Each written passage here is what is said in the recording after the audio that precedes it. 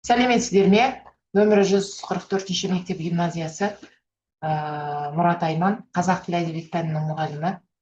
Менің авторлық бағдарламамның аты құндылықтар жүйесі сауда мәдениетінен сандық өркениетке деп аталады. Аптасына бір рет барлығы 34 сағат 10-шы және 11-ші сыныптарға арналған бағдарлама.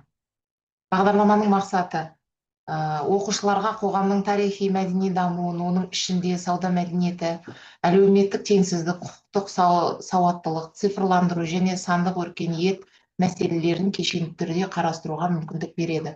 Бағдарлама оқушылардың танымдық, аналитикалық және шығармашылық қабілеттерін дамытуға, қоғамдағы күрделі мәселелерді сыни тұрғыдан қарауға үйретуге бағытталған. Сонымен қатар олар сауда мен экономика, әлеуметтік теңсіздік, құқықтық денсаулық сақтау, сандық технологиялар сияқты тақырыптарды терең зерттеп, өз көзқарастарын ғылыми негізде дәлелдеуге дағдыланады. Бағдарламаның міндеттері: оқушыларға сауда мәдениетінің тарихи негіздерін түсіндіру, оның қоғамның дамуына әсерін көрсету, заманауи сауда қатынастарын, тұтынушы құқықтарын қарастырып, нарықтық экономиканың жұмыс істеу тетіктерін түсіндіру, құқықтық сауаттылық арттыру, оқушылардың заңдарды білу және оларды күнделікті өмірде қолдану дағдыларын дамыту, сандық технологиялардың даму, электронды үкімет, сандық теңсіздік және олардың қоғамдағы орны туралы білім беру.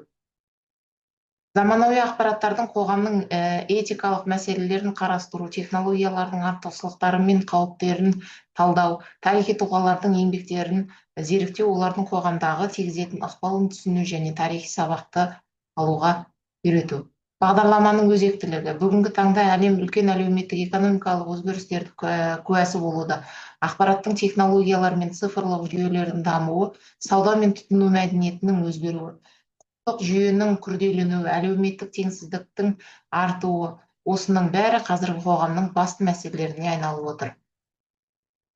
Бағдарлама оқытудың интерактивті әдістеріне негізделген. Пікірталас пен дискуссиялар, қоғамдағы өзекті мәселелерді талдау, зерттеу жұмыстарын деректі саралау және қорытынды жасау, жобалық оқыту, практикалық тапсырмалар мен шығармашылық жұмыстар, кейс-стади әдісі, нақты өмірлік жағдайларды зерттеу арқылы шешім қабылдау дағдыларын дамыту, креативті жазу және медиа сауаттылық оқушылардың ойларын еркін жеткізуге мүмкіндік береді.